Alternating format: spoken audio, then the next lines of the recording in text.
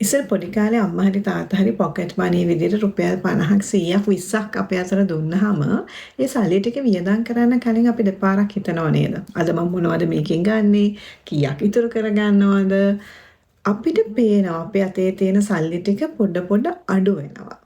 ඒ නිසාම සල්ලි වියදම් කරනවා කියන එක අපිට දැනෙනවා. හැබැයි අද වෙනකොට කොහොමද? අද අපි කොෆි එකක් බොන්න කැෆේ එකට ගියොත් ටැප්. තෙල් ටිකක් ගහගන්න පෙට්‍රල් ස්ටේෂන් එකට ගියොත් ටැප්. ඔන්ලයින් shopping කරන්න ගියොත් අපි කාඩ් එකෙන් ටැප්. Netflix subscribe කරමු ටැප්. අදත් අපි අතින් සල්ලි වියදම් වෙනවා. හැබැයි ඉස්සර වගේ ඔයාලට ඒ වියදම් වෙන බව දැනෙනවද? ඇයි අපිට සල්ලි වියදම් කරන මොහොතේ මේක දැනුනෙත් අද ඒක වියදම් කරන මොහොතේම නොදැනෙන්නෙත්? මේ ප්‍රශ්නය ගැන මම ටිකක් කල්පනා කරා. මොකද මේක මටත් වෙන දෙයක්. ඉතින් මුලින්ම මම හිතුවා සමහරක් විට මේ ප්‍රශ්නේ තියෙන්නේ අපි අද කාඩ්ස් පාවිච්චි කරන හින්දාද නැත්නම් ෆෝන් එකෙන් ටැප් කරලා අපි ගෙවන හින්දාද නැත්නම් මේ ඩිජිටල් පේමන්ට්ස් වලද? නෑ. මට හිතුණා මේවා ප්‍රශ්න නෙවෙයිනේ ඇත්තටම මේ ඔක්කොම තාක්ෂණය. එහෙනම් ප්‍රශ්නේ මොකටද? මොකද්ද? කොතනද තියෙන්නේ? එතකොට තමයි මම දැක්කේ behavioral economics කියන විෂය ඇතුලේ ප්‍රසිද්ධ සංකල්පයක් තියෙනවා pain of pain කියලා.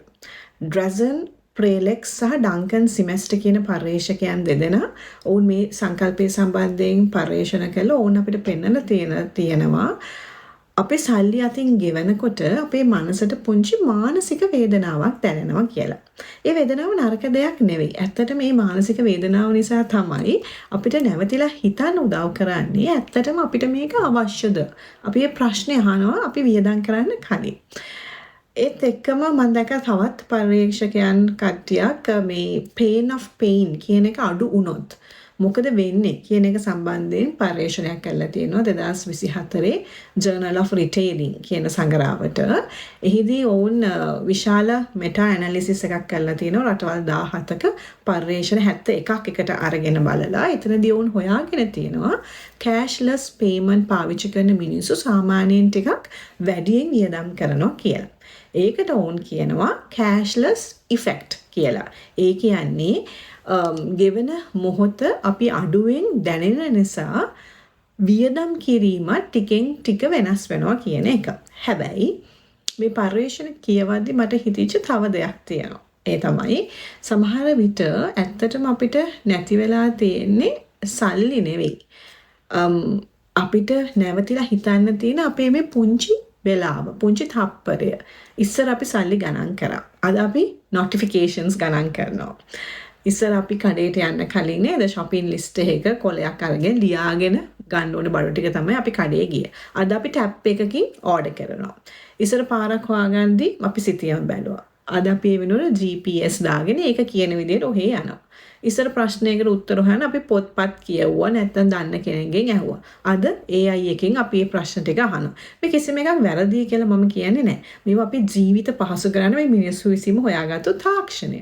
හැබැයි ජීවිතය පහසු වෙන හැම වෙලාවෙම මට හිතෙනවා අපිට නැවතිලා හිතන්න තියෙන වෙලාව, ඒ අවස්ථාව ටික ටික අඩු වෙනවද කියලා.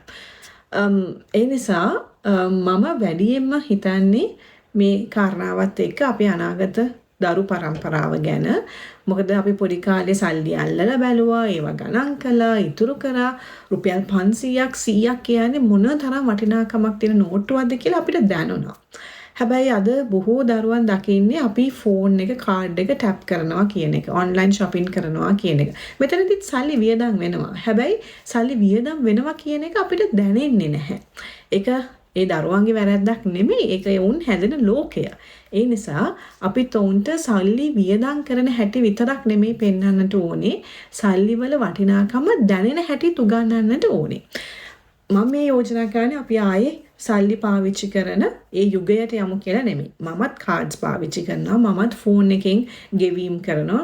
ඒ පහසුවට මමත් හරිම කැමතියි. හැබැයි පහසුවත් එක්ක අපේ අවධානය අපි නැති වෙන්න දෙන්න හොඳ නැහැ. ඉතින් ඊළඟ වතාවේ ඔයා කාඩ් එක ටැප් කරනකොට නැත්නම් ෆෝන් එකෙන් ගෙවනකොට මම ඔයාලට යෝජනා කරනවා තප්පරයක් දෙකක් නවතින්න. නැවතිලා හිතන්න ඇත්තටම මට මේක ඕන දෙයක්ද? මම මේක ගන්නේ අවශ්‍ය නිසාද? නැත්නම් ගෙවීම පහසු නිසාද? ඔබ ඔබෙම ප්‍රශ්න කරන්න. ඔබේ දරුවත් එක්ක යම් මිලදී ගැනීමක් කරද්දී දරුවත් එක්ක සාකච්ඡාව ඒ දෙබස ඔබ කරන්න. ඒතර ඔවුන් එයින් ඉගෙන ගන්නවා. තාක්ෂණය අරමුණ අපේ ජීවිතය පහසු කරන එක. හැබැයි ජීවිතය පහසු වෙන තරමට හිතන එක, දැනෙන එක, වටිනාකම තේරුම් ගන්න එක අතුරුදහන් වෙන්න දෙන්න එපා. මොකද සමහර විට අපිට නැති වෙමින් තියෙන්නේ ඇත්තටම මුදල් නෙමෙයි. ඒ මුදල් වල වටිනාකම් විතරක් නෙවෙයි. අපිට නැවතිලා හිතන්න තියෙන තප්පර කිහිපය. ඉතින් නවතින්න හිතන්න.